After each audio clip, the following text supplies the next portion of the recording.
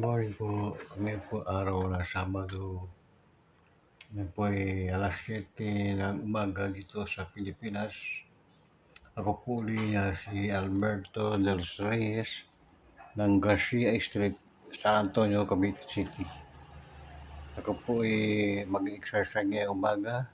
Haba pong nag-exercise, nagbibideo po ako para po magkaroon ko po ng view marami, para makita ko ng mga aking kamag-anak, kaibigan, lalo po sa Saudi. Ang tagal ko po sa Saudi, 19 na taon ako sa Saudi. Salamat po sa biya na pinakalob sa akin ni Amang Jehovah na ako po tumagal na ganun katagal. Nakaroon na po ng problema sa anak ko, kaya po tumigil, gusto ko po talaga magtrabaho pa. Salamat na mga rapo, maraming na bago po ang aking anak na si Alan.